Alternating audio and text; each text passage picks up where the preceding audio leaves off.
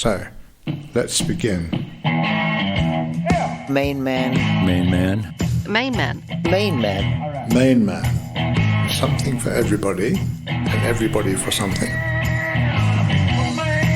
All the people that were working for MainMan were unusual. We were loud, ugly Americans, basically.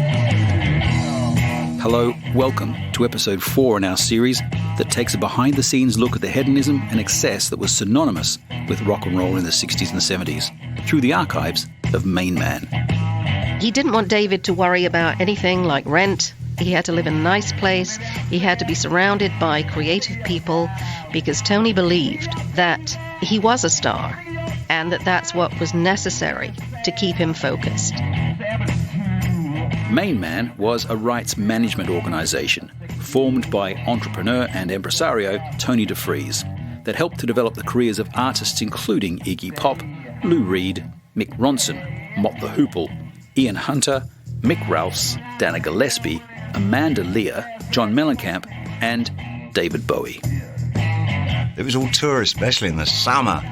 It was tourist season. All these Swedish girls were flocking to London to come and get an R&B star.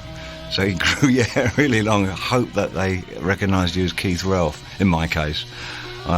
Keith Relf, I thought. I made a better Keith Relf than a Brian Jones. In this episode, we're at home in London with Dana Gillespie, who met David very early on in his career and became one of the original MainMan team that moved to New York City in 1972.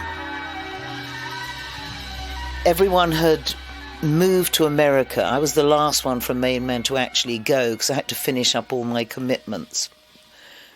Nobody can imagine what it was like, the way MainMan stormed into New York. I think the address was 45 Park Avenue. It was Park Avenue. I can't remember the number. How weird. And, you know, there were T-shirts, there were stickers, there were posters, there were badges. He did it with such style. And all the people that were working for MainMan were unusual. Bowie had got very excited about Andy Warhol's show called Pork, which had Tony Zanetta, Tony Ingrassia, I think, directed it, Cherry Vanilla. There was Jamie Andrews, Lee Black Childers. I mean, some of them, of course, aren't alive anymore, but this show was wild. It came to England, and Bowie made quite sure, he said, we all have to go and see it. So we all went to see it, and David had anyway bonded with them. DeFries liked them very much, and suddenly he offered them a job as working for MainMan, because, I mean, then they were going to be out-of-work actors from New York. And acting is anyway a dodgy profession. I mean, Vanilla, I love Cherry Vanilla. Vanilla always said, there she was being sent in as the PR woman into offices to talk to head of, I don't know, some mega thing in, let's say, RCA. They'd never seen anything like it. I mean, she had scarlet hair, unheard of.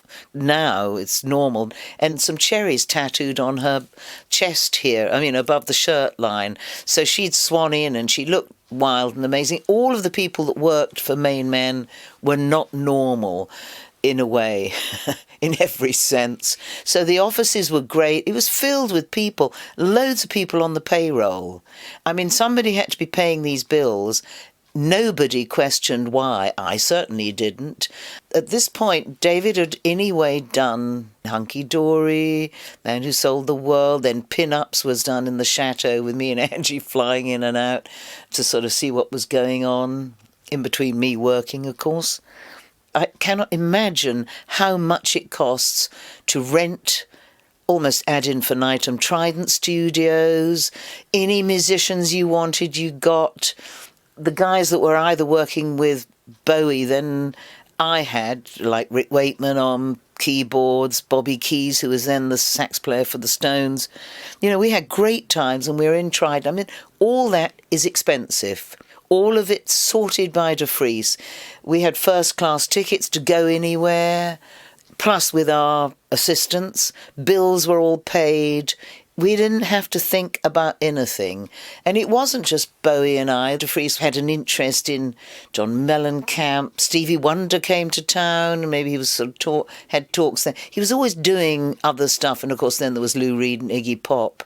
We had license to go wild. I mean, We were young, great looking, all of us, the whole MainMan team, sometimes out of our heads, having a wild time with de Vries calmly, because he never got agitated. He said that's not in his remit to get agitated. I think he'd had very bad asthma as a child and was in hospital for a long time. So nobody ever told him not to do something. So if he wanted to do something, he did it. But you never saw him agitated or angry. He kind of would sway from side to side and kind of work things out. But we'd be forever, all of us going out for dinner somewhere, bills everywhere, left, right and centre, all picked up and paid for. Angie going out shopping for Britain, getting clothes for David, clothes for me, dress designers were called for. Angie got me into the most outrageous clothes ever. There's this one lioness session that Terry O'Neill took where I'm bursting out of a gold leather corsety thing with gold flouncy things, and was on the cover of sort of some ghastly magazines called Titbits, and there was another one called Parade. You don't really want to know about them. That was the era then, and because I was big busted, I was prime target for all these things. But what I'm saying is that everything was paid for and nobody had to worry. And that was incredible. De Vries gave a party for me. It is now called I don't know what it's called now. It was the Hyde Park Hotel, the Mandarin. And I mean, he gave these fantastic parties, not just a little party, it was an event. You know, your average manager wasn't doing that. I mean, when I look back at other managers like Andrew Oldham, who had the Stones, or Alan Klein, who I was always very fond of, who took on the Beatles, actually, but none of them had created a mystique with the company itself. They themselves might have been wild and wacky, and I knew them both very well. And there were others like Peter Grant, but he also went over the top as well. But they were just managers managing maybe the one act or one of really old friend Steve O'Rourke. He had Pink Floyd. They had this act, but MainMan actually had an image, which was more than any other management company had. You know, the joy of having, when you go to a gig, somebody's carrying your guitar, things were taken care of, transport was sorted. You know what a nightmare it is when you don't have somebody looking after these things and you're a sort of an artist that's still trying to make it. He took the shit out of the bad things that artists don't want to think about. He kind of ironed out all the wrinkles so we could have smooth sailing. So people are interested in the MainMan story because Bowie never could have made it as big, I don't think. He would have made it in some level, because in a way he had made it just by doing The Laughing Gnome, for goodness sake, or writing Space Oddity. You know, if you've got some talent, it's going to come out anyway. It just depends on how big a splash you're going to make in the pond. And it was this thing of de Vries saying, we've all got to move to America. Your average British manager was not thinking like that. They might be thinking, oh, it'd be great if we could have a hit in America. But to walk in and pick up the telephone, and de Vries had meetings with mega names in the business, having come from people probably thinking, who the hell is this guy from England? And, you know, David wasn't loved the moment he landed in America. He still had to fight for his identity. And, you know, somebody rushing around looking a bit kind of over the top, or maybe his Ziggy Stardust outfits. It wasn't an instant hit in America, but because of de Vries's perseverance, it became something to be cherished. Although there was a small MainMan office here, which sometimes I'd go into, it was in Gunter Grove, just off the Fulham Road, very trendy, fabulous place with beams, a sort of studio apartment, really cool place. Park Avenue was amazing. The offices are great. There's always things happening.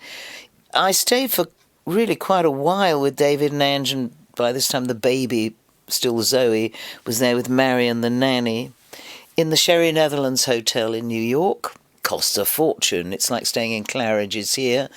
David wanted a grand piano. A grand piano was duly bought in. Anything he wanted, he had. And there'd be nights when he'd be out on the town, or the town would be out of it back at the hotel, or Mick Jagger, who was staying in the plaza, would come over and we'd have pretty wild up-all-night nights, as one did in those days. And then somehow Angie wanted her own place. David, I don't know what he wanted, where he was just out doing his thing. Basically, the two of us just wanted to be in studios writing, but they've got me an apartment on 58th Street between 2nd and 3rd, and I was there always with my then boyfriend, an antique dealer called Leslie Spitz. So we were in this place with my bass player who was from England, and apparently the day before I moved in, Iggy Pop and a guy called, well, he was then called Wayne County, but he turned into Jane County, had been staying there, and the place had been a tip, so it had to be cleaned up. But it was great. There I was, right down the road from Bloomingdale's, which is like being round the corner from Harrods. I wanted something from Bloomingdale's. I'd go down there with a card, buy it. Everything was paid for. I mean, we literally had 3 to 4 years, Bowie and I, of just expense beyond belief, and not just hanging out money and things, plus our personal assistants.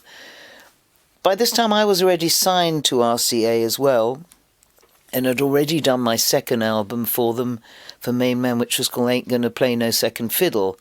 I chose to record it in England because I've always liked island studios, and all the people I listened to, like Little Feat or Bob Marley, they were all kind of recording there, so I wanted to work with the guys that I knew there.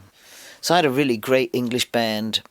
But David was very much more taken than me with America, although I lived there in this flat for 2 years. But I was commuting as well, because I still had either some film commitments. I did some strange films, these kind of, anyway, strange films, as David did eventually, because I did a film called Bad Timing, directed by Nick Rogue, and of course he did Man Who Fell to Earth.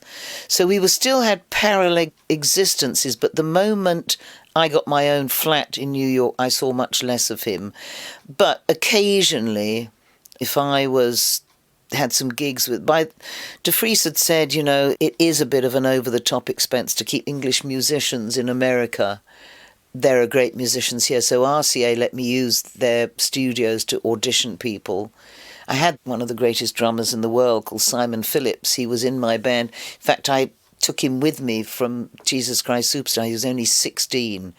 The troubles to kind of get a 16-year-old boy to come to America where they don't let you in a bar till you're 21, but we did gigs with him. He was great. He was in the band for about a year.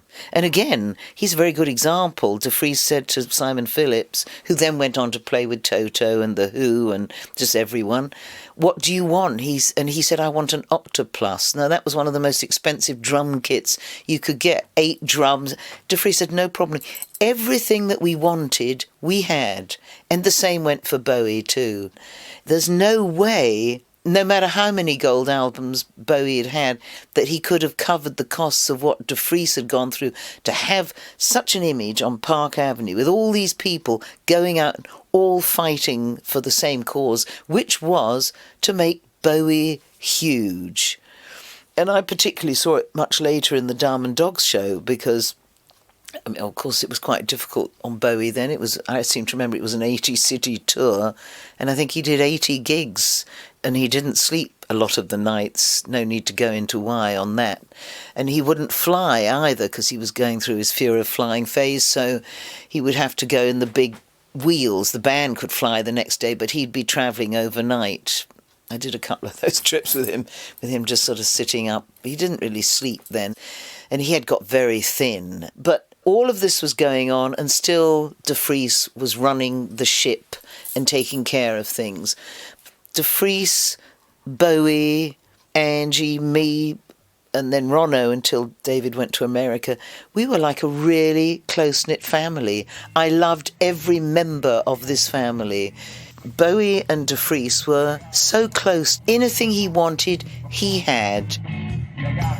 Dana Gillespie talking about the early MainMan years when David was enjoying incredible artistic freedom and commercial success.